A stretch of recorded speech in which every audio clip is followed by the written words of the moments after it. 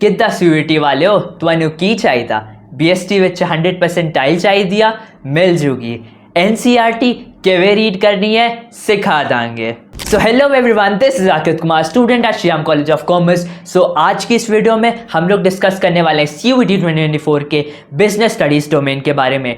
So this is the most scoring subject after English in commerce domain. 2300 से भी ज़्यादा बच्चों ने CUET 2023 में 100% स्कोर करा था। सो आप 2024 में इस कैटेगरी में कैसे आओगे, पढ़ाई कैसे करनी है, NCERT रीड कैसे करने, कैसे क्वेश्चंस आते हैं, ये सारी चीज़ें आज की इस वीडियो में मैं डिस्कस कर दूंगा। लास्ट तक देखना, बहुत ही इंफॉर्मेटिव वीडियो होने वाला है। चलो स्टार्ट करते हैं। तो सबसे पहले आ जाओ सिलेबस पे, जो कि NTA के ऑफिशियली रिलीज वेबसाइट पे मिल जाएगा।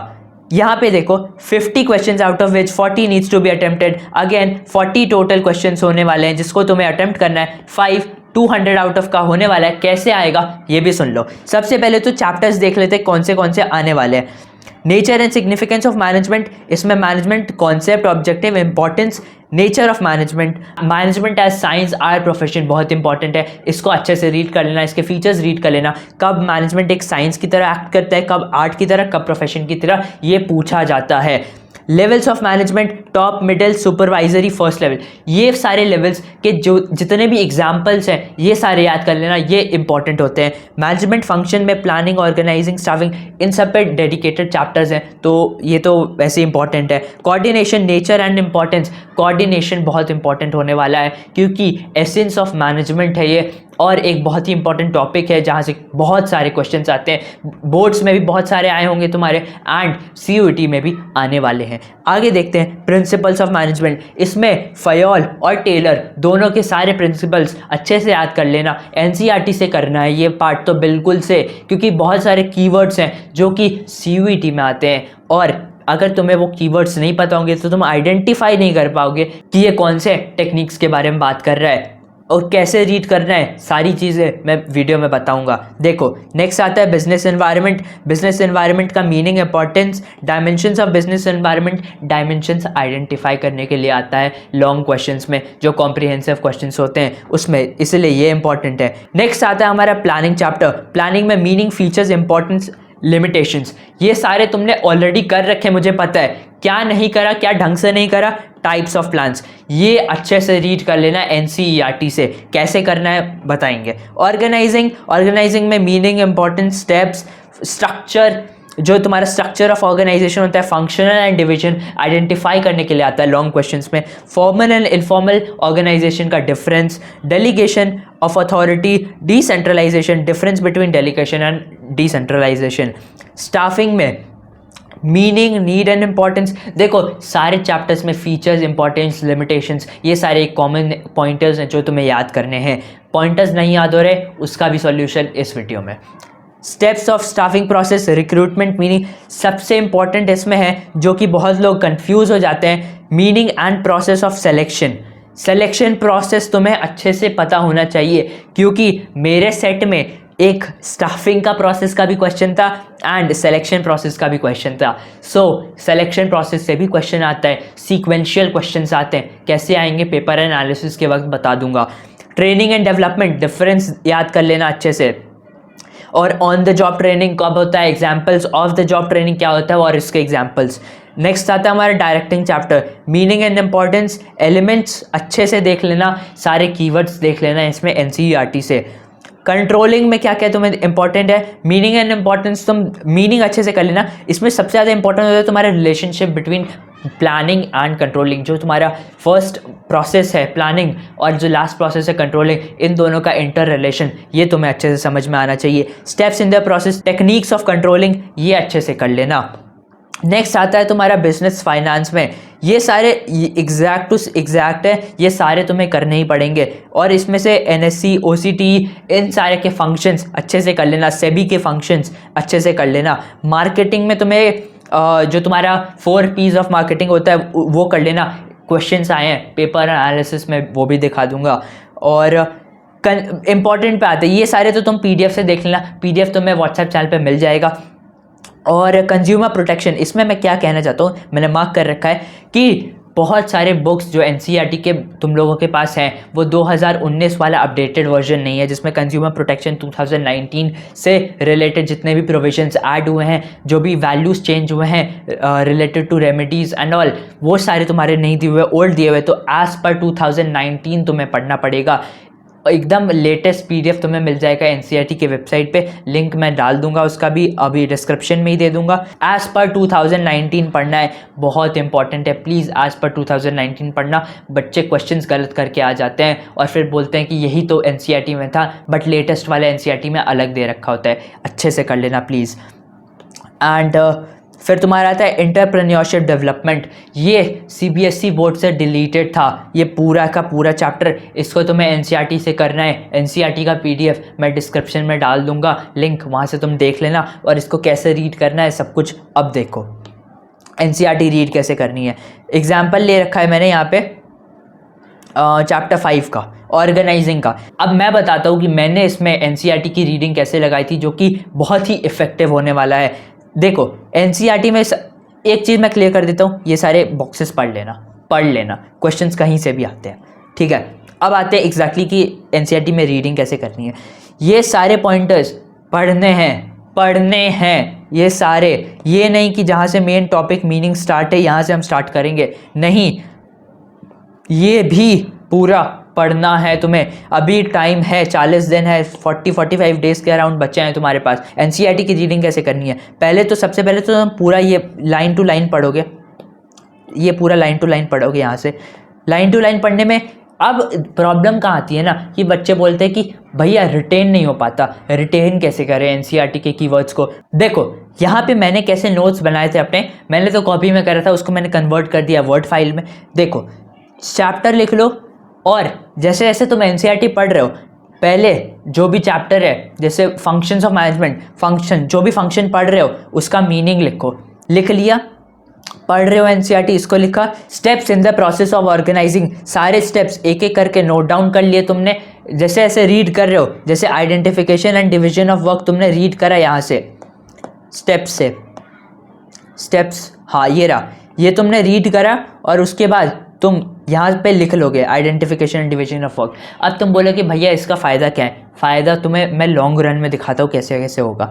तुमने स्टेप्स लिख लिए, इंपॉर्टेंस तुम पढ़ रहे हो, इंपॉर्टेंस तुम सारे सिर्फ ये पॉइंटर्स नोट कर रहे हो, कुछ भी नहीं, ज़्यादा मैं नहीं बोल रहा हूँ, सिर्फ ऊपर ऊपर के पॉइंटर्स, ठीक है, ये नोट कर लिए।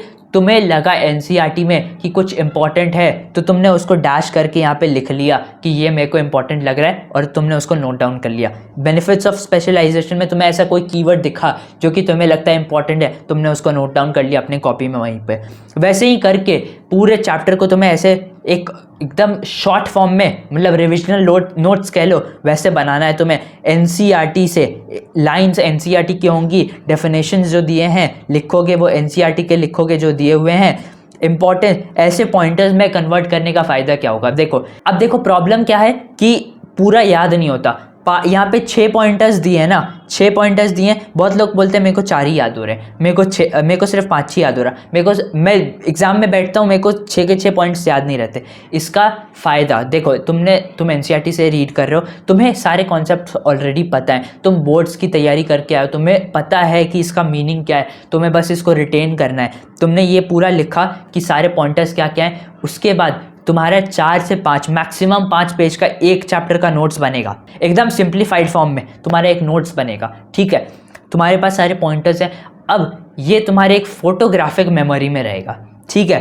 तुम्हें याद रहेगा कि मैं जब ये एनसीईआरटी की लाइन पढ़ रहा था ना, तब मैंने ये चीज़ लिखा था, identification and division of work. जब मैं पढ़ रहा था एनसीईआरटी से तो मेरे को मैंने क्या क्या पढ़ा था इस लाइन से, वो तुम्हें एक फोटोग्राफिक मेमोरी में याद हो जाएगा। तो जब तुम एनसीईआरटी से पढ़ रहे होगे identification and division of work, और तुम एग्जाम में बैठे होगे, तुम्हें प्रोसेस याद आएगा, तब तुम्हें याद आएगा कि साथ में मैं जब नोट कर रहा था तो मैंने कुछ की पॉइंटर्स लिखे थे एनसीईआरटी के, उसको तुम याद करोगे और उससे बहुत आसान हो जाएगा आंसर्स मार्क करना। मैं बता रहा हूँ, अगर तुम इस मेथड को फॉलो कर रहे हो, एकदम शॉर्ट रिविजन नोट्स में तुमने कन्वर्ट कर लिया, बहुत आसान हो जाएगा उसको रिटेन करना, एनसीईआरटी के कीवर्ड्स को रिटेन करना। देखो तुमको ओवरऑल कॉन्सेप्ट्स पता है, बट इसमें जो बीएसटी का पेपर आता है वो एग्जैक्ट एनसीईआरटी लाइन से नहीं आएगा, सारे क्वेश्चंस एग्जैक्ट एनसीईआरटी लाइन से नहीं आएंगे, वो बस लैंग्वेज को हल्का सा ट्विस्ट कर देते हैं। तुम रेफरेंस बुक से पढ़ रहे हो, पढ़ तो सेम चीज़ रहे हो, बट जो तुम्हें कोर बुक फॉलो करनी है वो होती है एनसीईआरटी की, ठीक है। लैंग्वेज एनसीईआरटी का समझना पड़ेगा। तुम एक बार लैंग्वेज पे कमांड कर लोगे ना, इंग्लिश लैंग्वेज पे, तो तुम्हारे बीएसटी अपने आप इम्प्रूव हो जाएगा। तुम क्वेश्चंस को समझ पाओगे, ऑप्शंस को समझ पाओगे और उसके हिसाब से मार्क कर पाओगे। कॉन्सेप्ट्स तुम्हें भी पता है, ठीक है, रिटेन करने का मैंने बता दिया, और अब तुम्हें लैंग्वेज पे कमांड करना है। एक बार एनसीईआरटी की लैंग्वेज पढ़ोगे तो तुम्हारा लैंग्वेज भी इंप्रूव होगा और तुम्हें पता चलेगा कि सारे कीवर्ड्स क्या क्या हैं। एक बार पेपर भी देख लो कैसा कैसा आता है। मैं कुछ की पॉइंट्स बता दे रहा हूँ अभी पेपर में क्या क्या कैसे कैसे क्वेश्चंस आते हैं। एक तो सीक्वेंस वाले क्वेश्चंस आते हैं, ठीक है, सीक्वेंस वाले। एक list A and list B वाले क्वेश्चंस आते हैं, ठीक है। लिस्ट ए से लिस्ट बी मार्क करना होता है, मैं दिखा देता हूँ। ये देखो लिस्ट ए बी फर्स्ट ही क्वेश्चन है। ये वाला तुम्हारा हो गया करेक्ट स्टेटमेंट वाला, कि मार्क द करेक्ट स्टेटमेंट। अब तुम्हें सारे पॉइंटर्स याद होंगे तभी ना तुम इसमें से नोट डाउन करोगे कि कौन सा गलत होने वाला है, कौन सा सही होने वाला है। तो इसलिए मैं कह रहा हूँ वैसे नोट डाउन करके नोट्स बना लो छोटे छोटे चैप्टर्स के। 5 पेज में एक चैप्टर खत्म हो जाएगा तुम्हारा आसानी से।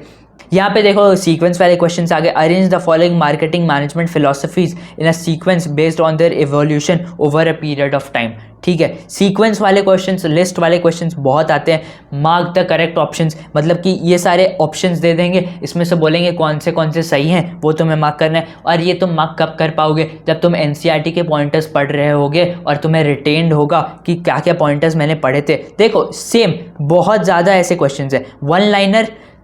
बेसिकली जो तुम्हारा बीएसटी का पेपर आता है उसमें मैक्सिमम क्वेश्चंस होंगे सीक्वेंस वाले। तुम्हारे से कोई प्रोसेस पूछ देंगे, प्लानिंग का, ऑर्गेनाइजिंग का प्रोसेस, उसको सीक्वेंस में करो, या फिर बोल देंगे कि ये 4 फीचर्स दे रखे हैं, इसमें से सही कौन सा है 2 मार्क करके बता दो, या फिर लिस्ट ए बी वाले क्वेश्चंस। एंड लास्ट में तुम्हारे कॉम्प्रिहेंसिव क्वेश्चंस होते हैं। कॉम्प्रिहेंसिव क्वेश्चंस में मैं बताता हूँ कि कैसे क्वेश्चंस हैं। कॉम्प्रिहेंसिव पैसेज के लिए मैं हमेशा से कहता हूँ first read these sub questions, सारे के सब क्वेश्चंस क्या क्या दे रखे हैं वो तुम रीड करो, उसके बाद तुम आओ पैसेज पे, ताकि तुम्हें पता कि पैसेज में तुम्हें एक्चुअली में ढूंढना क्या है। क्वेश्चन पढ़ो यहाँ पे, identify the designation level of Avinash in the manufacturing unit.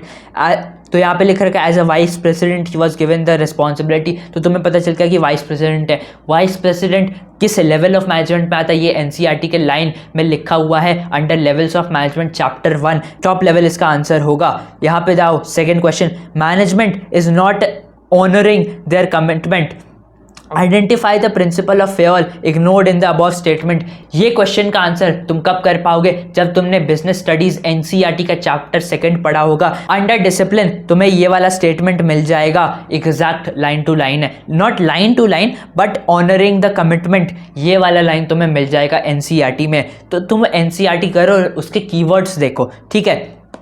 और देखो कैसे क्वेश्चंस आ रहे हैं। Each division is self contained with respect to various functions like production, purchase, marketing. Exact line तुम्हें मिल जाएगा चैप्टर 5 ऑफ एनसीईआरटी ऑर्गेनाइजिंग में, इसका आंसर डिविजनल स्ट्रक्चर होगा। वैसे तुम देखो रेफरेंस बुक पढ़ोगे तब भी तुम आंसर कर पाओगे, लेकिन तुम्हारे ब्रेन पे स्ट्रेस पड़ेगा, तुम्हें याद करने की जरूरत पड़ेगी कि बेसिक कॉन्सेप्ट क्या था, याद नहीं आ रहा, सोचोगे। जिसने एनसीईआरटी पढ़ी है वो तुरंत देखेगा कि की पॉइंटर्स क्या है इसके, production, purchase, marketing, self content, तुरंत मार्क करके वो चला जाएगा डिविजनल स्ट्रक्चर, उसका टाइम बच जाएगा, उसके दिमाग पे स्ट्रेस नहीं पड़ेगा। क्योंकि एग्जाम अगर तुम कूल माइंड से नहीं दोगे तो नंबर नहीं आएंगे, तुम चाहे कितना भी पढ़ लो।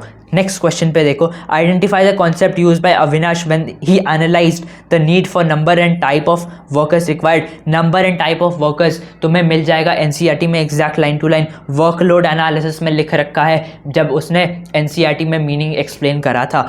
तो देखो एनसीईआरटी को सबसे पहले तुम्हें क्या करना है, बाकी डोमेन्स के लिए मैंने क्या बताया था कि थ्योरी रीड करो, प्रैक्टिकल क्वेश्चंस करो, चैप्टर वाइज करो, ये इसमें क्या करना है तुम्हें कॉन्सेप्ट पता है, कॉन्सेप्ट तुम्हें पता है, पहले एनसीईआरटी रीड करोगे, शॉर्ट नोट्स बनाओगे, उसके बाद चैप्टर वाइज पीवाईक्यूज उस पे जाओगे। चैप्टर वाइज पहले सॉल्व करना है, सॉल्व कर लिया, उसके बाद तुम बढ़ोगे मॉक्स और पीवाईक्यूज़ पे। मॉक्स और पीवाईक्यू सॉल्व करो, उसमें देखो तुम्हें प्रॉब्लम कहाँ हो रहा है, क्या तुम आइडेंटिफाई नहीं कर पा रहे हो, किस टॉपिक वाला पार्ट तुम आइडेंटिफाई नहीं कर पा रहे हो, कौन सा टॉपिक तुम्हारा वीक है, उसको एनालाइज करो। एनालाइज करने के बाद उस टॉपिक को वापस से NCERT से रीडिंग करो। NCERT से रीड करने के बाद तुम फिर से दोगे मॉक, तुम्हारा बेटर स्कोर होगा, आई गारंटी इट। बहुत ही स्कोरिंग सब्जेक्ट है, 100% स्कोर करना इतना हार्ड नहीं है जितना तुम सोच रहे हो। बिजनेस स्टडीज़ में लग रहा है कि बहुत ज़्यादा सिलेबस है, बहुत कुछ पढ़ना पड़ेगा NCERT में, लेकिन एक बार तुम्हें फ्लो पता चल गया ना कि NCERT कैसे कैसे लिखता है,